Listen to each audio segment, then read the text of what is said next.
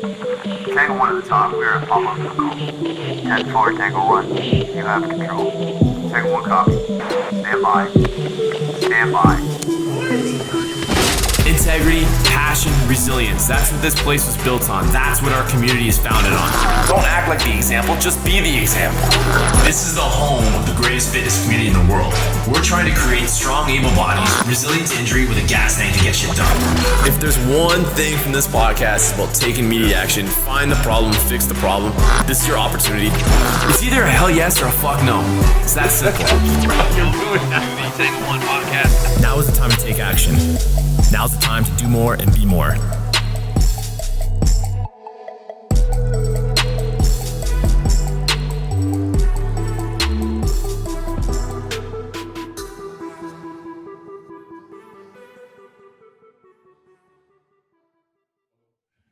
Yeah, that's basically how I live my life now.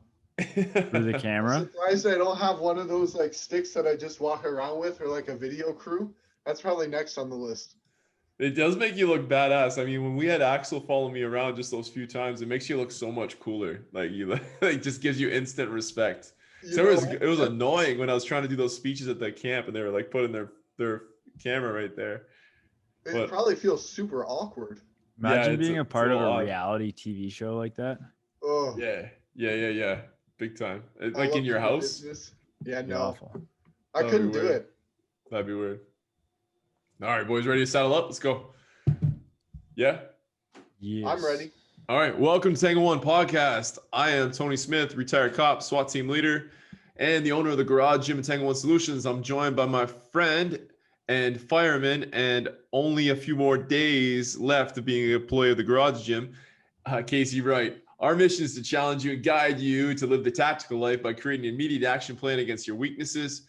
Simply put, we want you to do more and be more. And speaking of doing more and be more, we got one of the hardest working guys I've ever come to know as our guest today. It's Ben Graham. He's the owner of the facility. That's a private training studio in Windsor. Very hard to find, but once you get in there, it's beautiful. And Ben Graham Fitness Solutions, which is an international online fitness and nutrition coaching service. He is a friend of mine for now, going on 2-3 years, I think. And he's a guy that I'm constantly bouncing ideas off of. And even though he is super young, he is so incredibly knowledgeable in everything to do with fitness and to do with online, like business in general, and just a all around solid dude. So today, Ben, we'd love to talk to you about like team building, some your Tik Tok phenomenon that you've built, your online success, and some of those habits that have helped you to do that. So thanks for coming on, man. I appreciate it. You made me sound way cooler than I actually am, though. Well, I didn't say cool, that's for sure. That's true, but all those nice words you said, my goodness. He's going to add that into the intro, though. Yeah, basically, it's like you and then my mom speaks me up a little bit, and then that's it. That's all I've got in my life. That's good. That's very good.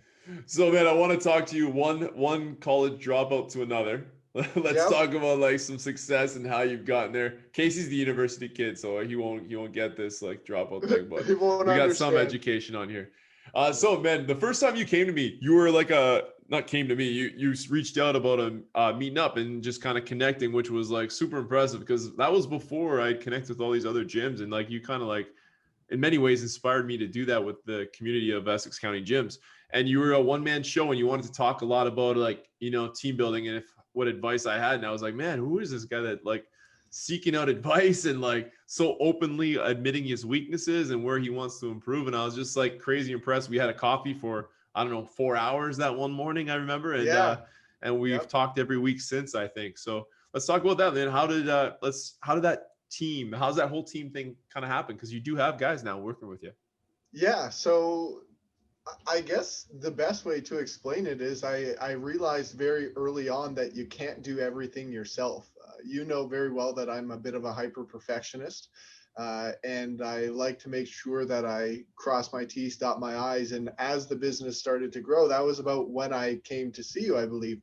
I was at that pain point where I required more help and I was starting to hire, but I found it very uncomfortable, especially somebody who had, I was an athlete, but I didn't compete in a team sport per se.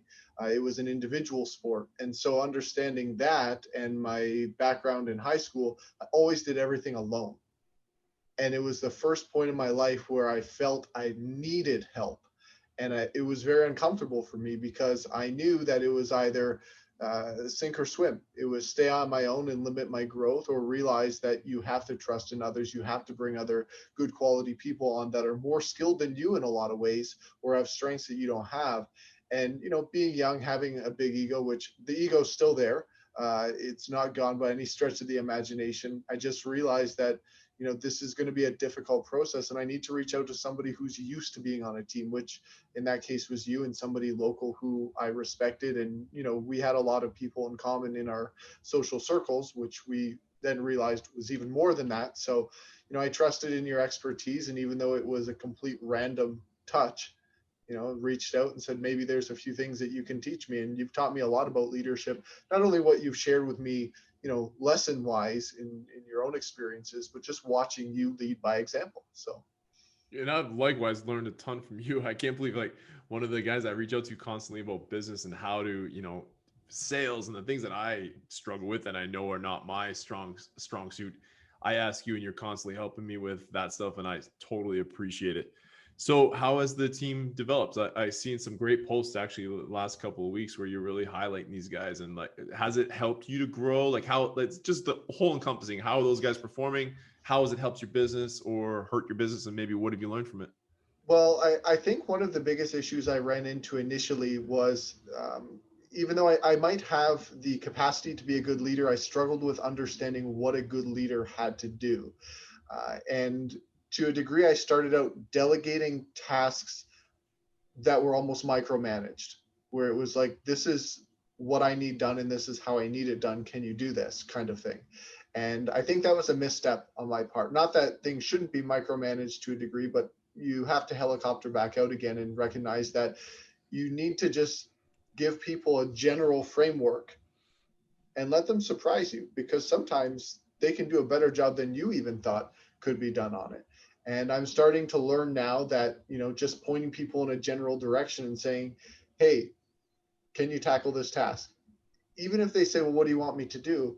You know what? I trust you. Do your best, figure it out. Just give them general guidelines if they need it. And they do a much more impressive job. So when I first started out, my leadership skills really, really, really bad. And it was mostly just aggressive delegation. I've since come to get past that a little bit. And there's still periods depending on the task itself. If I know how I want it done and need it done for a specific situation, obviously I'm a little more micromanagey, if you will. But now I give a lot more free rein to the guys. And I'm realizing that builds more trust both ways. And it also allows for more opportunity to grow both ways. And the other thing that, I'm learning through lockdown is, the team will be more willing to take on tasks they otherwise wouldn't have if you are giving a little more freedom in that leadership sense, because there are so many unknowns right now, especially in the gym industry, right? There's so many new tasks that are not common, entering people's information into CRM software to manage sales pipelines. That's not a usual task that I would have a coach do, right? But it was needed. And they rise to the occasion now because they're like, hey, if the team needs that done, I'm on board. Let's do it. It's a new task and there's something to be done. Let's play ball. And I'm sure you've realized the same thing. There's all sorts of new tasks right now that need to be done. It's like, well, who's really qualified to do this? You don't know. Try them out. See who can do it. So, and that's good. That's good with it, because then, like what you said there, if you give somebody the complete layout and way of doing it, they're just following your instruction. And they're going through it, and you're taking kind of away that individual creativity to really expand on their own thing. When, if you can give them and get to that trust level where it's like, here's the project you have to do, however you get there, then they might see things from 3 different directions that you never thought was even a thing. So that's, I think, very good. And how did you get, like, what did you have to do to kind of force yourself into believing that and getting to that stage? I think it's mostly the mistakes I make, right? It's the rapid rate of mistakes. I joke with people a lot, and I often post it, on social when I'm describing. A lot of young guys reach out to me and they're like, Ben, how are you so successful at your age? Like, how have you done all of this? How do you run these businesses? How do you reach an international clientele? Blah, blah, blah. And I'm like, I make mistakes so fast. The trick is I try my best to avoid making the same mistake twice. And so, getting into those uncomfortable positions where I realized that this aggressive delegation was not creating an outcome that I desired. And just like in the weight room, it's like, well, if something's not producing a progressive yield, why are you continuing to do the same thing? And so it was a matter of like, okay, well, I'm comfortable giving more freedom in this arena. Let's start here. This is a task. I'm not too worried about how the outcome is. It's not going to sink the business. So let's give freedom in this area and see what happens. And I realized, wow, that wasn't so bad. It didn't hurt my ego as much as I thought. If they made a mistake, it didn't, ruin anything. Maybe there was a lesson learned in that mistake. Maybe they did a better job, whatever it may be. And I was like, okay, well, let's test the waters in an area where maybe I'm not as confident giving some freedom to. And it was just little by little. And there's still areas, as I mentioned a moment ago, where I don't feel confident giving complete freedom yet. And that's hopefully something that I can overcome and get past. But there are areas of the business where it's growing so rapidly, and I'm uncomfortable handling them myself with my own skill set, where I'm reaching out to people way more qualified than I am. And I'm like, there's no way I could give the reins away on this yet, because I don't even know how to handle it. And if someone were to have an issue under my lead, I wouldn't know how to assist them. I'd have no clue. So I think at the rate you're growing, Ben, that you're gonna run into that to that point where like there's gonna be certain things that you need to like let these guys just learn and teach you. And that's like that's when you come, I think, full circle. And I mean, in an entrepreneur set, like you're paying these people. It's not like in my old job where like I had the resources, I didn't have to worry about paychecks, but that's where it kind of got. And that's, I think, when I really felt like I hit my stride as a leader, where it was like, you know what, Casey, this is your project. Or, in those days, like, you guys tell me how you think you should do it. Tell me why. Give me the rundown. I kind of had to, as a leader, I kind of had to have like my fingers in everything a little bit, like know the ins and outs. Like I should be able to go over and use the sniper's rifle, but I don't need to know how to sight it, and I don't need to know how to do all these extras. Where I think that's what you're going to start to find, because you are growing at a crazy rate, and it's going to be a certain point that, for you to learn every task and then teach it to somebody else. Because that's what I found is in the entrepreneur side of this business, like now taking my leadership and then moving to entrepreneurs, like it was almost like more daunting to teach Casey a new task. Like it was like not even worth it, because it's like, oh my, so much time, right? Whereas now it's kind of like something comes in, I'm like, hey Casey, learn this, give me the Cole's notes, let's see what to do, and what do you think? So I'm proud of you, man, on how you're growing there. And then with the mistakes and the thinking, I really compare it to like a drug raid. So we used to use like speed, surprise, and violence of action was kind of our like how we got into places, right? Yep. And we were finding that like, if we made a mistake, we had all those things in our favor. So if we lost one of them, we still had, the advantage on two. And that's where you're running into with this, you're moving so fast, you're making mistakes before other businesses. Like for me, for example, and us in the online, you've already made the mistake and we haven't even got to the point where we could make the mistake. So like you're way ahead, and operating that way is amazing, and allowing guys to think. That's the number one thing. We used to have rules in that SWAT team going through a house where it was like, I went left, you went right. He went right, I went left. And it was just nonstop. It was no thinking involved. But then when a mistake would happen or something wasn't black and white, left or right, the guy would freeze. Yeah. And whether he did right or wrong, that would now go down the train. So now I would show up and he didn't do what he was supposed to do. Now I had to think, what am I supposed to do? Whether if every single person looked at the situation, my training provided them, our training provided them with a bunch of things they could do. And they said the appropriate action. And now I, for your read, did my appropriate action. And then that made the mistakes less impactful. So mistakes would still happen, but they weren't felt all the way down that line. And I think that's where you're at, and you're doing a great job of it, man. So let's talk about impact and like growing fast. What the fuck, TikTok, man? I remember having this conversation with you, and you're like, you and a few other people go in on TikTok, and you know me, I'm not Yep. like this TikTok thing. I had a hard time getting my head on social media at all.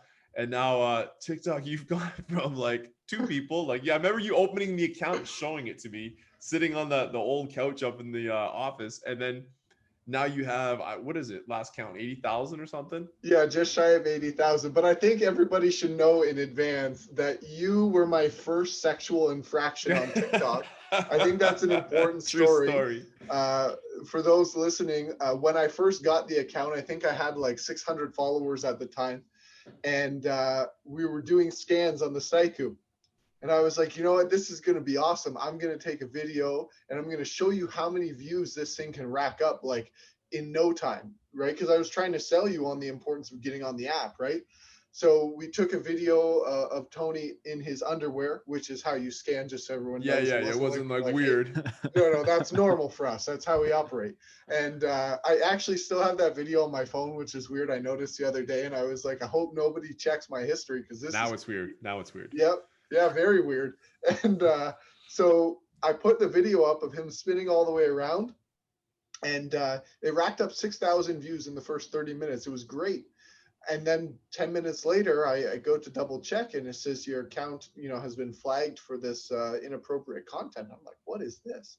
Turns out it was that video. So my first infraction on the app was thanks to you.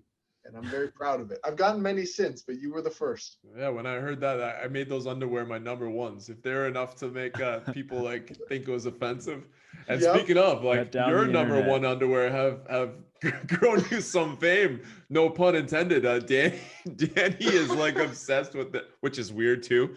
Not obsessed with that part, but the little bit. Yep. She's like the comments that keep coming in about Ben and his underwear in his package. That's got to be good for the confidence. Good for the ego. It's a wonder why I don't get my account taken down, and I hope it never does. I'll just make another one.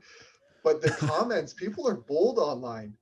Like the worst is the direct messages. Those get me. The direct messages, I'm like, who raised you? You're 40 years old. Why are you speaking to me? I'm innocent.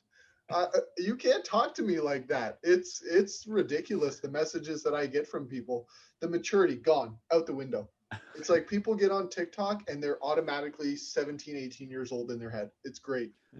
How do you find, so like obviously TikTok and Instagram and all these social media platforms are like one thing to grow your own identity, like for your own like popularity with things. How do you find you can now correlate that and build it into the business side of things? Like besides from just getting exposure of your face out there, how do you turn now these fun videos, or they are educational, a lot of them ones you do especially are educational, but how do you turn that now into a business kind of money making venture? This is where I have the most fun, because at the end of the day, for me, it's all how can I grow the business, right? So a lot of people see the funny videos and they say to me, Ben, why are you wasting your time doing this? Your hours worth so much more money than that, et cetera, et cetera. And I tell them at the end of the day, business is a contact sport. The more contacts you make, the more business you can do. And what a lot of people don't realize is that it really doesn't matter how you get the attention, only that you channel that attention in the right direction. And so that's kind of what I try and become a wizard of, if you will, is creating systems behind the scene. I'm the whiteboard guy, right? You come in the office and there's 8-foot whiteboards in both offices, and they're covered in markers and directions and flow charts and what may be, because I'm trying to figure out ways to direct attention from one place to another. So for example, with TikTok, I realized very early on that even though I only had 100 or 200 followers, I could get 10,000 views on a video. Like, well, that's really quite interesting to me, because you post a video on Instagram and you have 4,000 followers and you get 100 views, and it's like, what the heck is that? So I realized the attention was very easy to get organically. And so I said, okay, if I can get a lot of attention there, that's where I want to throw the heaviest punches. So I started spending the majority of my time on TikTok, making like 3 or 4 videos a day. And then it became, 10 videos a day, then 20 videos a day. They're like 60-second videos at most.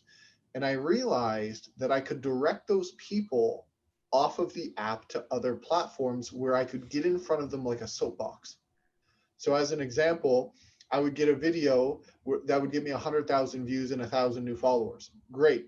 Then I'd put a call to action on a video where I'm doing some awkward dance like whoop-de-doo, right? Check the ego. But I would tell people if they required more assistance with the fitness and training that I offer, send me a DM and I'll help you. And they'd send me a DM. I'd get, 20, 30 messages from people. Hey, I need help. Great. I'd like to invite you to my free group. And I bring them over to another platform. So I'm having them touch all of my socials along the way.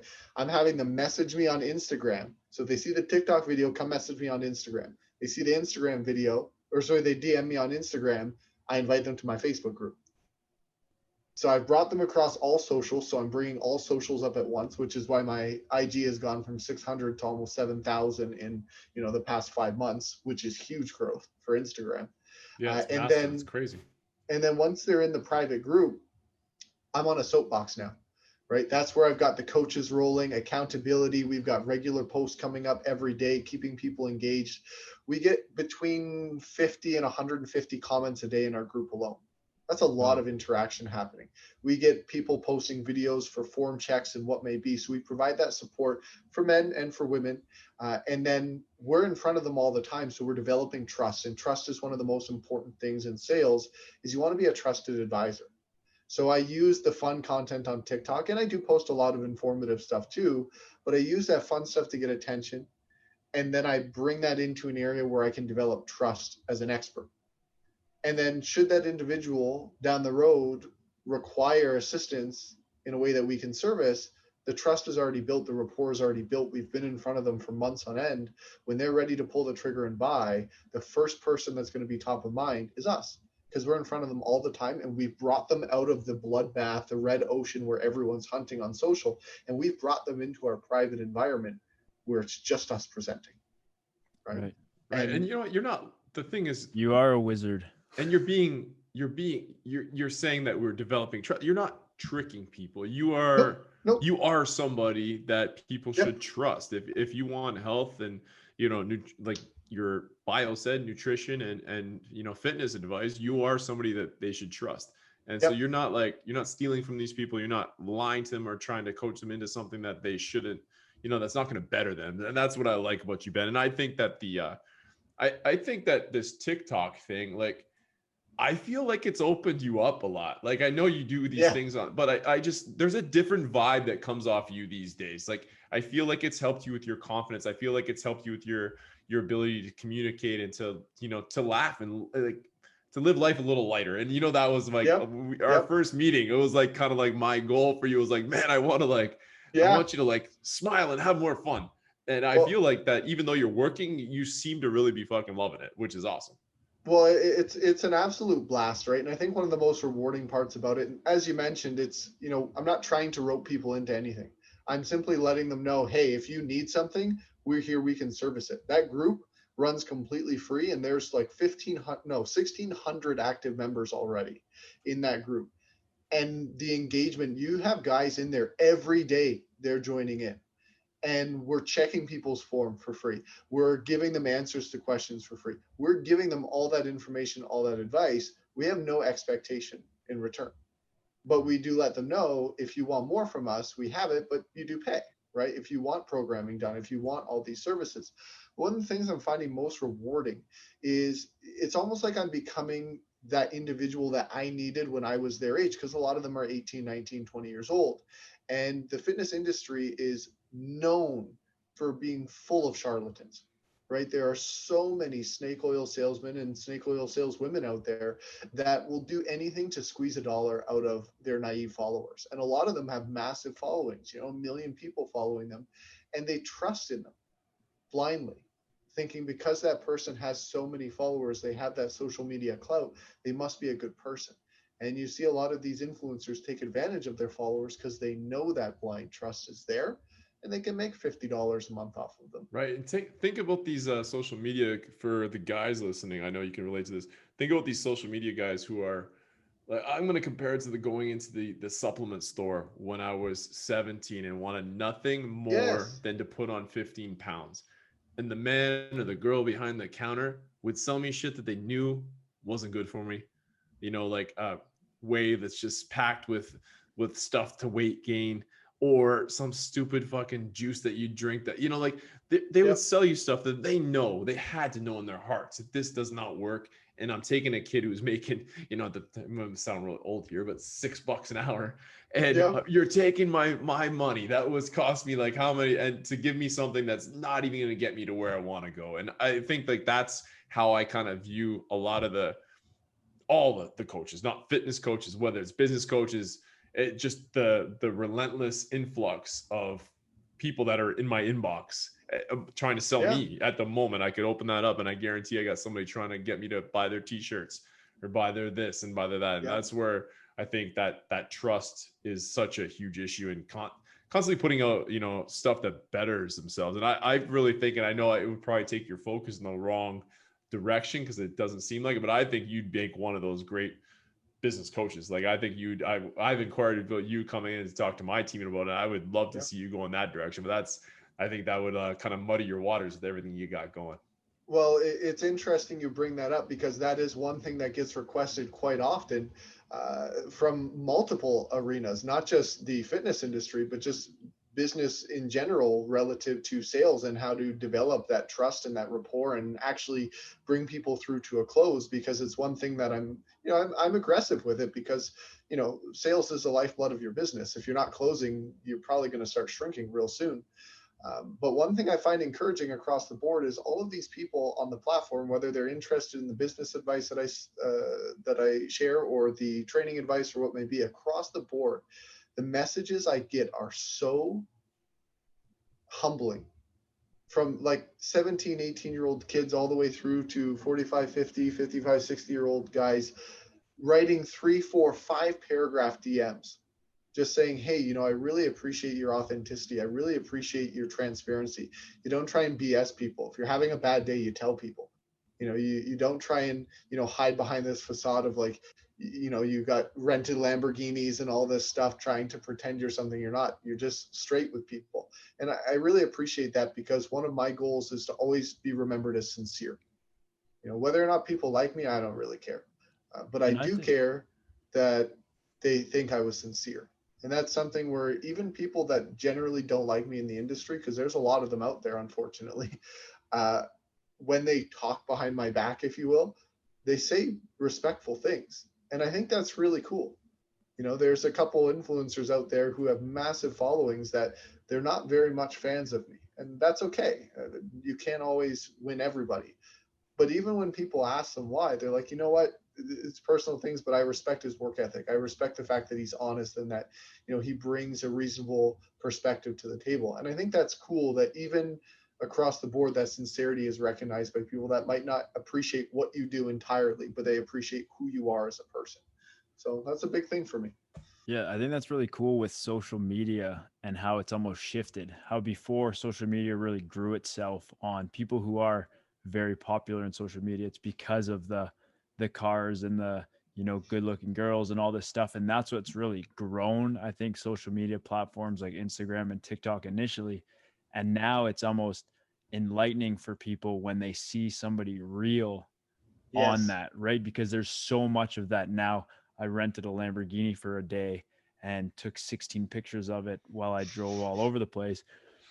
It's not real. And then Yep. now when you actually have somebody giving them proper feedback and giving them honesty and being them their kind of true self, it's almost now that's the stuff that's harder to find. And that's what people are now shifting towards really wanting to listen to, because it's true facts. You're not going to learn from all the other thing that's just blowing yourself, like blowing up all the excitement of, you know, millions of dollars being thrown around. You're not going to relate to people who aren't in that, you know, 0.001% of the world.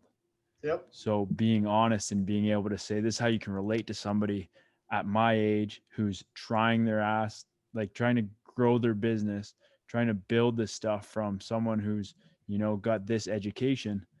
Now people are going to feed off that, and then they're going to trust you. And because you are giving legitimate information, they're going to want to follow you and continue to do that. So I think that's what's really cool is you're being within that shift of how social media is kind of changing into you know, almost not shunning out, but getting away from all that fake excitement that they put out there. Yeah, cutting the bullshit, man. That's amazing. I'm gonna cut in there, guys, and go with an ad. Speaking of legit people you can trust, Stephen Kidd, financial advisor. Does your financial advisor take the time to really listen to you? Is your financial strategy personalized for you and your family? And will your financial advisor be there as your life and financial situation change? When you work with Stephen Kidd, your local Edward Jones financial advisor, he focuses on what's important to you. You'll work together and use an established process to create a personalized strategy backed by the advice, tools, and resources to help you reach your goals. And you'll partner to help your strategy stay on track. Contact Stephen Kidd today at 519-734-8599. That's 519-734-8599. Edward Jones, member, Canadian Investor Protection Fund. And yeah, to go back on what you guys were talking about, man, I mean, that's how this podcast was built. There's so many podcasts out there. There's so many things that it's like who you are and what you do. And we just built this thing on like, hey man, like we're just going to tell it like it is. We're going to say some real life experiences and how we've coped with it and how we've like some vulnerable things, and get on some other people like you, Ben, and so many other people who have like so much to offer people and don't care about offering it to them for free. Like you might gain 10 people from this, who knows? But it's not because you're not on here trying to do that. And that's what I like. I don't like people coming on and, you're given like a sales pitch. That's what we've tried to stay away from. It's like, we're here to help you. We're here to like help you create an action plan. And that's exactly what you've done. So when you had all this thing in place, it was kind of almost like a perfect storm. A lot of the shutdown. I know it hasn't been great for you from your own like private members, because you do have a successful, you have a successful brick and mortar. So I don't want people to lose track of that. And you have been hurt, I'm sure, in that way, just as us, and you missed having those great people around. But the social thing, you were already heading in the right direction. And then this hits, and I feel like you just like blew up, man. So what do you think was like the number one action step that you took to like set yourself up, or how you've continued to increase your following, not so much your following, but your actual sales? Systems. It's all systems. I am a systems guy all day long. One of my favorite quotes is, to paraphrase, if I have 6 hours to cut down a tree, I'm spending the first 4 sharpening the axe. And sometimes I hammer that ad nauseum where, the guys are like, Ben, why are you spending 8 hours, 10 hours putting that system together? Like, why don't you just go make the close? And I'm like, because I'm setting up to handle 10,000 closes in a row. And I'd rather be ready to handle 10,000 and get 5 people than be ready to handle 5 people and have 10,000 show up at the door and have to watch all those opportunities walk away. So I spend an overwhelming amount of time building systems, and leading up to, and part of the reason why is because I'm time strapped always. Like people are like, yeah, I'm busy. I'm like, no, you're not that busy. And you're also not that productive. And so I try and be busy and productive. Like a sickening amount of work happens in my world. And so systems are valuable because I need a way to scale things. So whenever I feel that I'm, squeezed into this tight time frame, I'm like, well, if I had a system for that, it wouldn't stress me out anymore. I could let it roll on its own. So going into the first lockdown, I was like, man, I really want to build this online social media presence more, but it's hard to do when you're running a brick and mortar. It's hard to get it off the ground. So I started building out these systems, and first lockdown came around. And I was like, well, it's just, I'm going to spend all the time on systems now. So for the first 3 or 4 months, we didn't pursue any new revenue streams. There was a couple new sales here and there, nothing crazy. I sat down with my accountant and I was like, listen, I really would prefer not to pursue new sales right now. I don't know how long this is going to go on for. I said, but if it's just going to be, 2 weeks, then I'd rather focus on growing the online stuff. And he said, well, how long do you want to focus on that worst case scenario? And I said, I don't know. How long could this lockdown go on for? Well, it became 6 months, but I said, you know what, let's try for 3 or 4 months. Let me just focus on diving in deep, immersing myself. I'll maintain the current clients and revenue streams and just double down on this. And that's what I did, like 13, 14 hours a day. connecting calendars to different CRM softwares and making sure that when someone filled out this form, it would populate this Excel document, and that would automatically bump the information through to my CRM software. And if they said yes to this, it would automatically book a sales call, and then I just had to show up and get on the call, and I already had a list of what had to be talked about, checked off, and the transaction would complete. Like, I built all of those things because I saw the TikTok following growing, and I was like, it's not entirely difficult to conceptualize 10,000 people showing up the next morning overnight. And I had You're to like build the systems. fucking Terminator, man. Well, I had to build systems too for time zones, because my base 50% was North America, but we've got clients in Europe, we've got clients in Australia, right? We've got all these different time zones touching base, and I'm like, well, I don't want to have to be awake to transact if I can avoid it, right? So if I go to bed and somebody from Australia signs up, we have it set so right away they're getting their waivers, they're getting all their download links for the app, they're getting all of their setup and mobility screens sent to them. So it's very scalable. And it took it so much freaking work, like building out one thing, 80, 90 hours of constant work on one project, but then it rolls.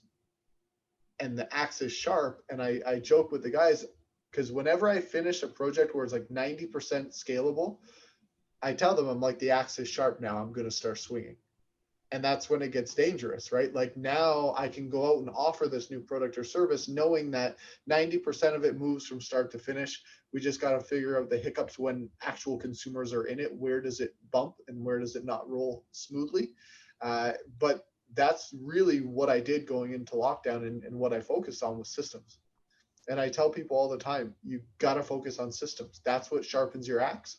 And then you can swing left, right, and center, and it takes 5 minutes of your effort to do things, and you're not focusing on all the tedious shit. Can I say that on this podcast? Oh yeah. I think Okay, I've dropped just like checking. 5 F-bombs already, haven't I? Okay, Yeah. I wasn't paying attention. It's the Tango One podcast, motherfucker. Okay, good. We're off to the races. But that was the thing I tell people all the time. I'm like, you should be focusing on being a great coach in this industry, especially. But people get bogged down by all of the things like, I got to send the waiver off, and I got to make sure the app is downloaded. That's tedious shit. Systemize that and then put it to the side and work on being a great coach. And that just increases your trust factor. So systems, that's what's helped. I'm like obsessed with them.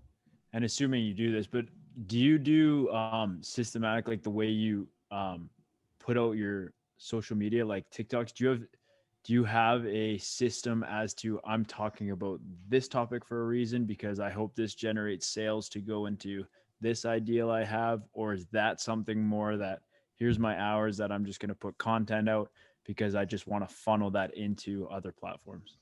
It depends on the platform itself. When it comes to TikTok, there's really no rhyme or reason. It's kind of like a freestyle because they're so short, right? So I answer a lot of direct questions from people as they pop up.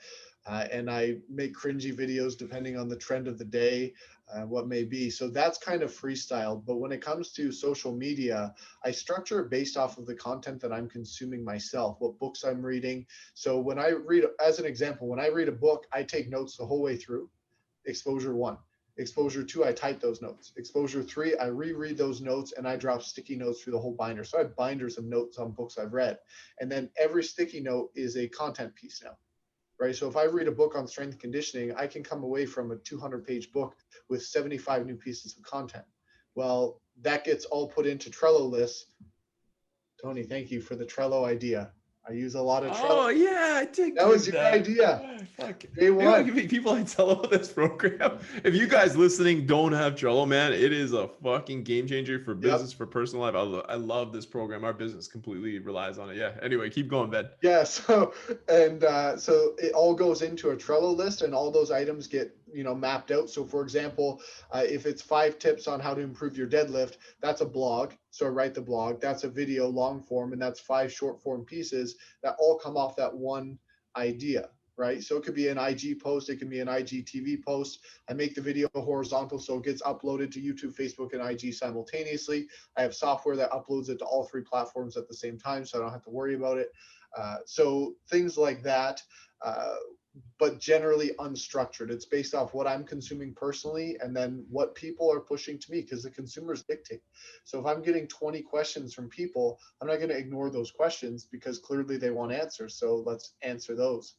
When it comes to the actual services that we offer, my approach is maybe a little bit different than a lot of businesses, where they come out with a specific thing for that time period, or they come out with a specific service that matches a theme, a Halloween special, or a January New Year's resolution thing.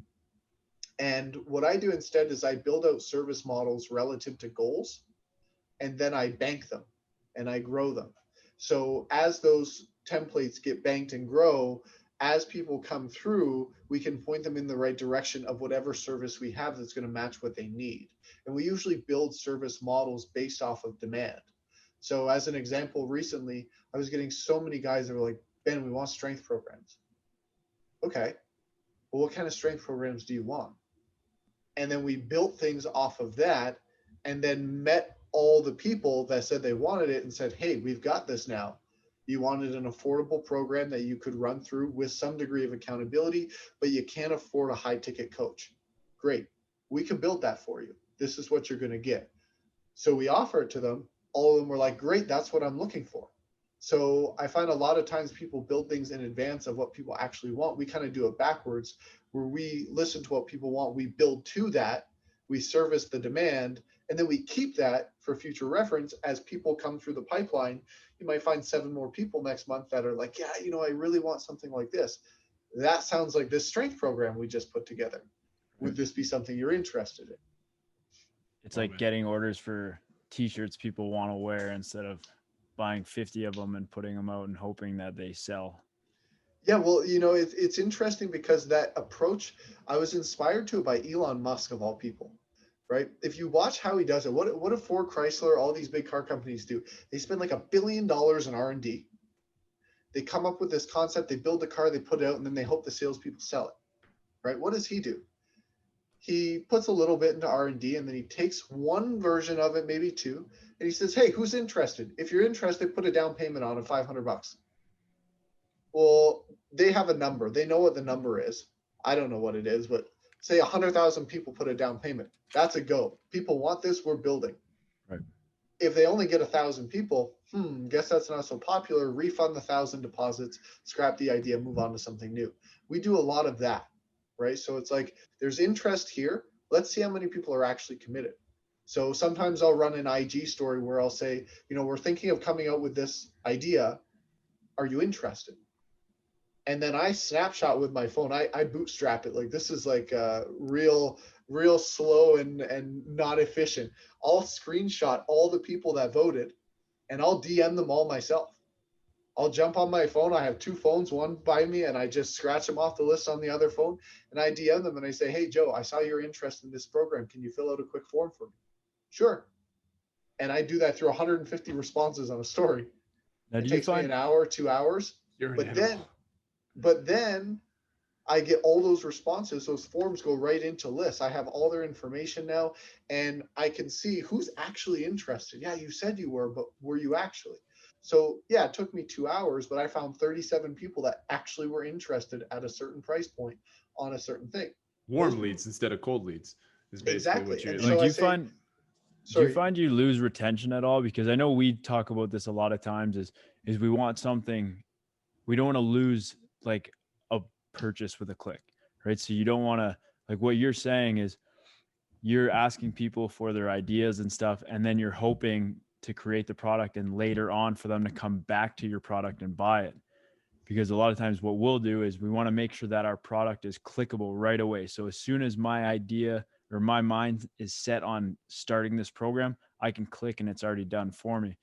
How do you keep that retention from somebody interested in a product and then creating it and say maybe a few weeks later, presenting it to them and having them still interested in it? I call everybody. I don't care how much they're going to spend. I don't care if they're going to spend $20 or $2,000, right? We close packages that are literally $25 packages. We close packages that are, the biggest package we closed this year was $8,000. Okay. And I don't care who it is. I call them, or somebody calls them. Right.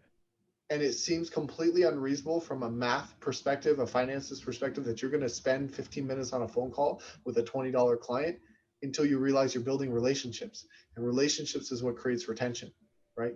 And so one of the number one things I get back from people is like, wow, you actually answered your own email. Yeah, I did. That was me. Sometimes I'm slow, guilty. But yeah, that was me answering. Vouch for that. Right? And I think that catches a lot of people off guard. One example I can think of recently, one of our clients in the US, he's military, and I won't give too much information about him, but he injured himself. Not with our program, he just injured himself. I think it was at work or at home, whatever it was. And he's on a program that's, generally runs as a framework, and he follows along and, does his own thing with it. And that's all he wanted. And he sent a message through the app, and he was like, hey man, I have to go to physio. I think I got injured. I'm really not sure if I'm going to be able to continue with this.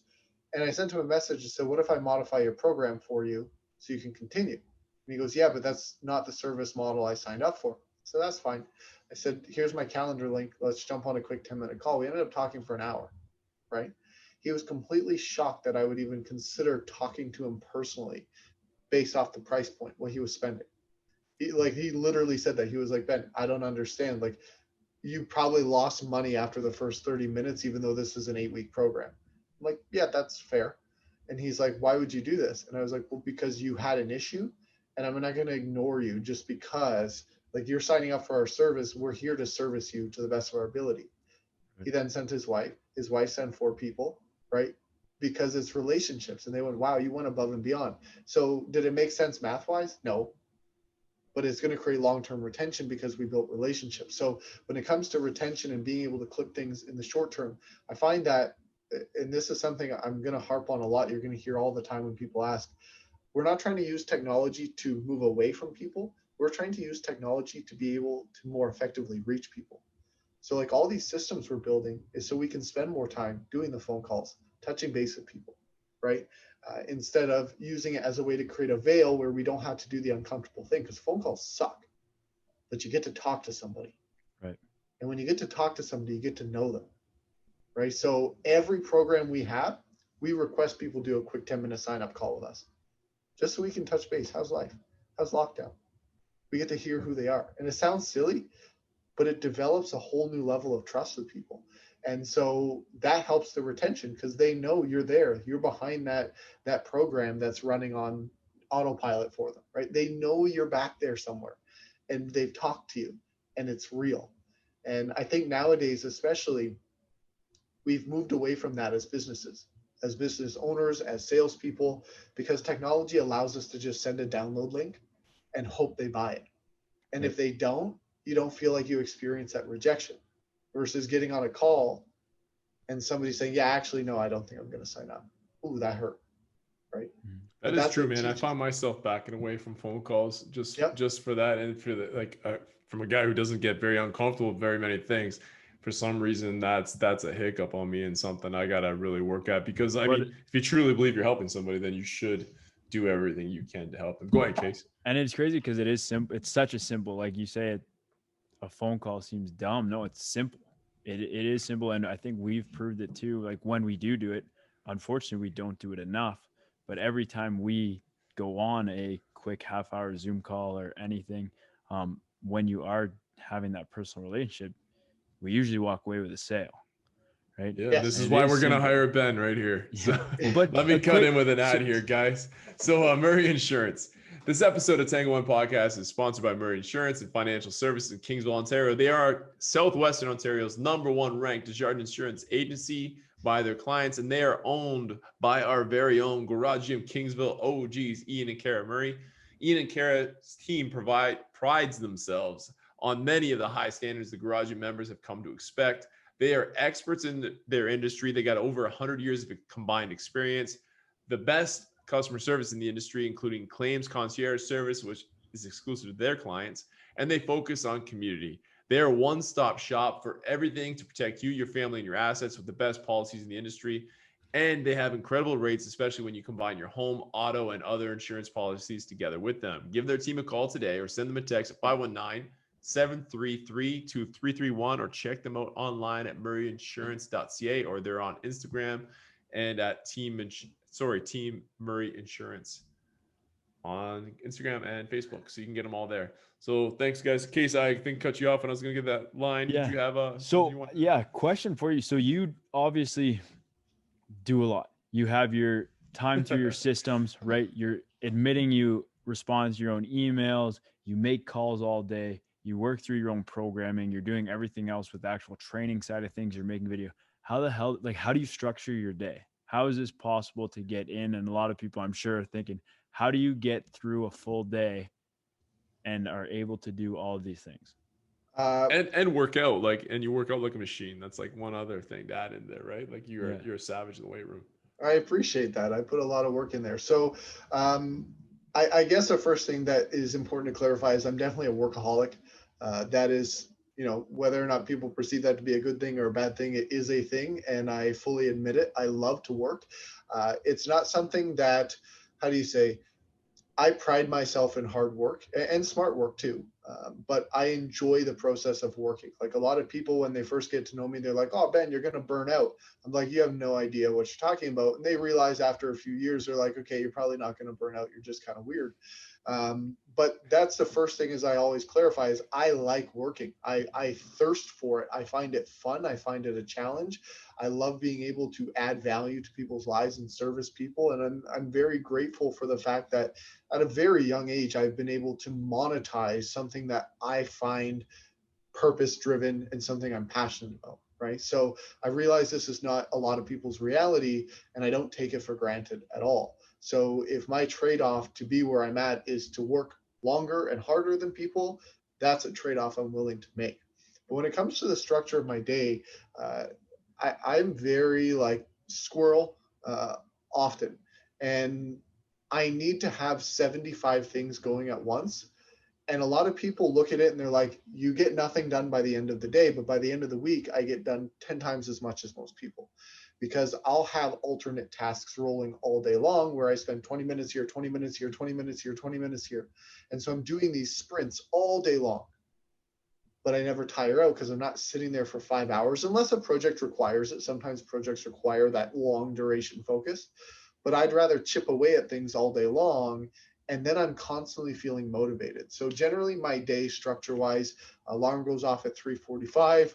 I'm out the door by 4 a.m. I live 6 minutes from the gym. So I just boogie right on down, and I'm in the office by 4:15, 4:30 at the latest.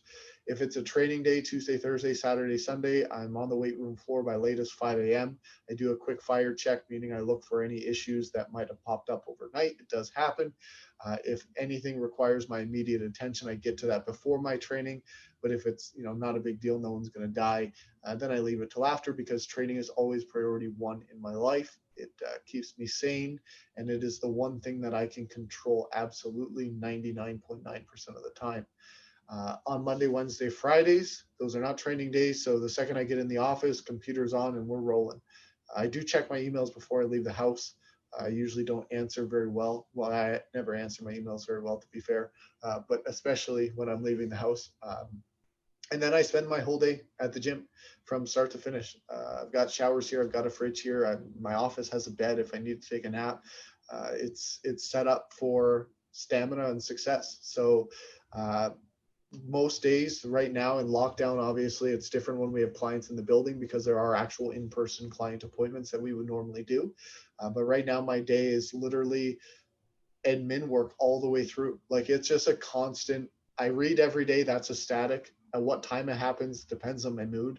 I read for a half hour to an hour every single day. I get through about a book a week. I send a minimum of 115 touches on social media every single day. So that's comments, that's messages, that's across social media platforms. So I purposely go on and make sure I'm responding to 115 people every single day.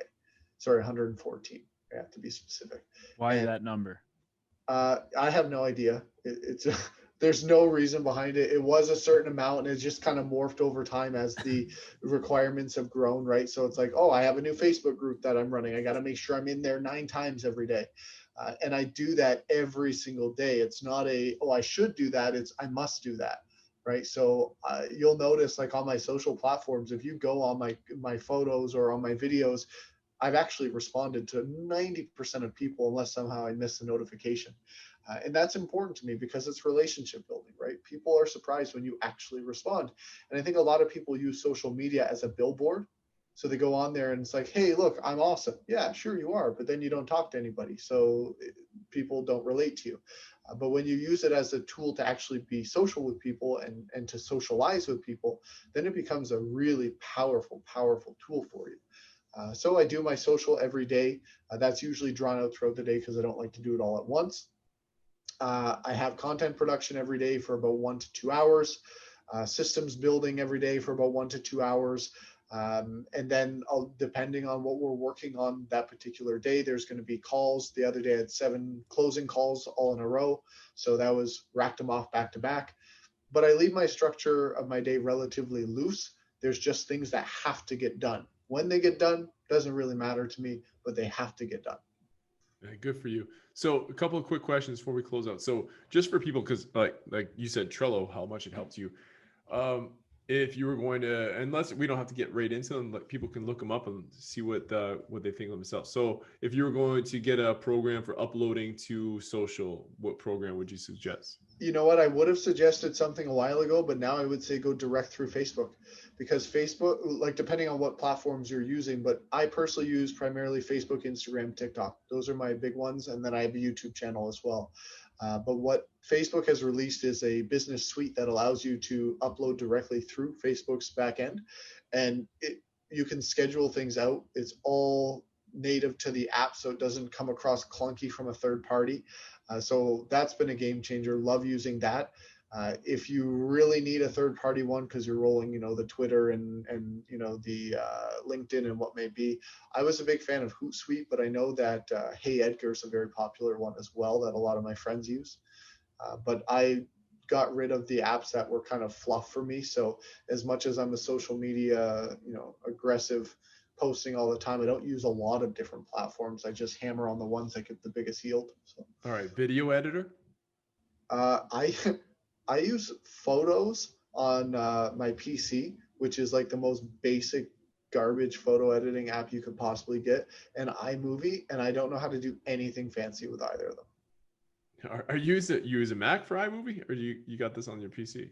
No, I have it on my phone. Like I have all Apple devices, phone? like tablets, phones, and then I have PCs. Yeah, doesn't make a lot of sense. But. Yeah, same.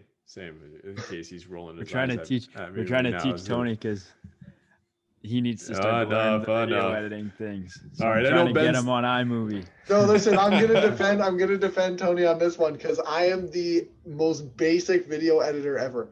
Like I straight shot my videos. I don't edit them. Like they're literally like the simplest things. And if I do edit them like a training vlog, I literally just back to back to back to back to back, and I eliminate all transitions and just read audio over top. Like you cannot get people watch them. Nobody turns off videos anymore because the quality is not that great for the most part. For like a 15-minute video on Instagram, the quality isn't, it's the content now. It's what's in it, that as opposed to the, like no one's going to be like, wow, that was the clearest video I've ever watched. You just assume your phone's blurry or your internet's film that on an eyeball. Yeah. So I want to tell a quick story about Ben, and I know we talked a ton about sales, and I want to make sure you guys understand that with that sales also comes a great big heart. So you've been a huge supporter of our charities, and your in-house clients don't really suit the burpee challenge or the rowing relay. True. True. You do service an older client group than we do, and but so you've always supported those generously. But then the last one, man, I woke up, I was choked up. We were the burpee challenge. We had a goal of 50K, and you had asked me about that way before, and I went to bed and we were short of that goal going into our Sunday finale day. And I woke up and I'm like, oh my God, we're at $50,000. What happened? And I click on the things, and obviously I can see the back end of where that money's coming from. And you made this ridiculous donation, and I can't thank you enough. And I think I won't get into the specifics of it because that's all relative to everybody. But for me, it was incredibly substantial, and I just couldn't believe it. And it just goes to show that with all the success, you're still giving back and you're still supporting your friends. And I think, you know, I saw a thing on Instagram the other day, and it said like, how many friends actually are proud of your success, or are they jealous of it? And I think you and I, we have that friendship where I am like incredibly proud to see in the 3 years that I've known you, how you've blown up as a person, but also like in your business. And I know that you're always the first to, you know, tap me on the back or to shoot me a message. And I'm one of those 114 touches, maybe 3 times a week. So I do appreciate that. You're in another section of musts. Yeah. So thanks for coming on today, Ben. And if people need to get a hold of you, how do they do that? Honestly, any social platform, Ben Graham Fitness Solutions or Benjamin Robert Graham is the easiest way to get a hold of me. And we'll have that up. And man, you gave us a ton of value today. You always have my head spinning. I feel like every time I put something up trying to do a call to action, I get like lectured by Ben. I'm like, do this, and this. You made our Monday meeting more right. stressful now. Yeah, yes. Wait till I show up to a Monday ideas. meeting. Well, boy, you know, I'm the boss, so I'm going to get the one who's going to get in the biggest shit because I'm the one who's supposed to be writing this ship. So I appreciate it, Ben. Thank you so much, man. And I'm sure you got somewhere to be right now. Always. I appreciate it. Thank you so much for the opportunity, guys. It was a blast. Go crush some food. Crush some Yes. food, crush some weights. That's the best thing about you is you eat. You eat like a man. I love it. That's true. That is very true. Cheers, buddy. Good. That's a wrap. Now's the time to do more and be more.